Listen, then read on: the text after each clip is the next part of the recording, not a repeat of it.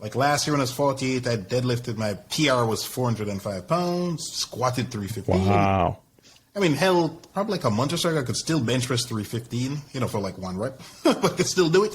So I can just imagine what I could have done with my 20s if I knew what the hell I was doing. But hey, it's better late than never. That's the way I look at it.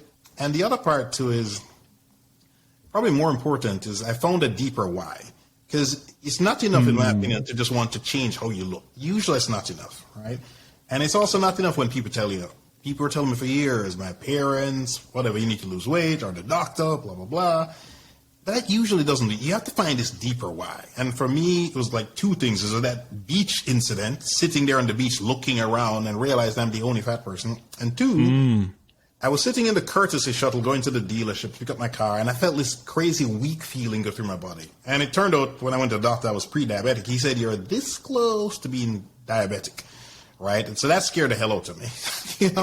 My blood that's what I was pressure, just going to ask. How did that make you feel? Scared the heck out of me. Scared the hell out of me. Blood pressure was pretty high. It was like 180 over, 120, 130, something crazy like that.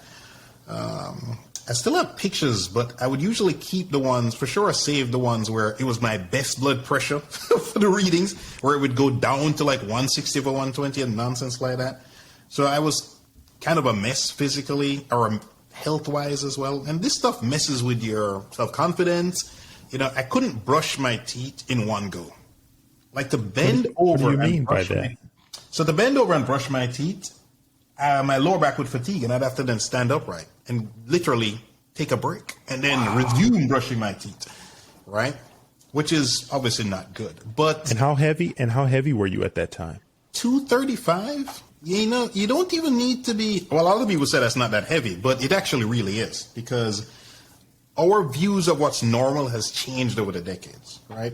My mother is 5'6". She said she weighed 130 pounds when she had me, 140 when she had my brother.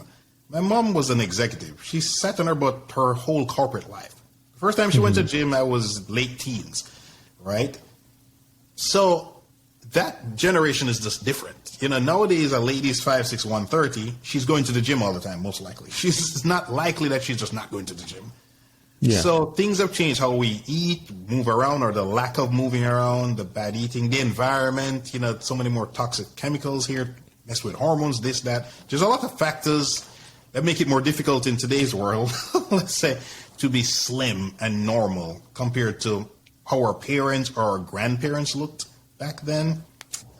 And you talked about your mom sitting for a lot. Would you say one of the biggest reasons why it's affecting so many people, and the problem with the epidemic of people being obese has to do with the sedentary lifestyle? Yes, big time. I mean, when you sit, it only takes like a couple minutes for all sorts of bad things to start happening, with brain function or metabolism, etc. Yeah, sitting is pretty bad for you, incredibly bad for you. So when I eat, and I learned this when I was pre-diabetic, I always walk afterwards, 15 to 20 minutes, because it's great for blood sugar management. I'd prick my finger, check my blood sugar. It was noticeably like 20 points different or what have you. It's a really big thing, because usually we eat and we just sit down, right? And that is just no bueno, no good whatsoever. It also helps your body to, digest the food better, et cetera, et cetera. And the sedentary lifestyle is a real thing. I remember the first time I got the Fitbit, so now I'm wearing the Apple Watch, and also this Oura Ring. I think I was doing like 2,000 steps a day or something crazy, or less than that. It made me very aware of how little I moved. When you're a kid, if you forget something upstairs, what do? You just run upstairs and get it. As an adult, you think, do I need to get that thing now? I'll get it later. You try to justify. Or you struggle walking up the stairs to go get it. Yes. And you walk up there and you say, you forget, what was I coming up here to get? Yes, exactly. So, we just slowly, because there's this old saying, do you slow down because you get old, or do you get old because you slow down? My dad is, 76 now? Still in great shape, right? Still super fit, but he's always lived that life his whole life. So now if he falls, he'll get back up. A lot of people in their 60s, if they fall, they're going to the hospital, most likely fracture something, break something, etc. But he done martial arts, yoga, what have you. He's always lived that life his entire life, which makes a huge difference, right? So yeah, I'm a big fan of movement. I used to not respect walking many years ago, but walking is incredible. And if you think about it, most of us at some point in time have seen some very big person just start walking and they just start to lose a ton of weight.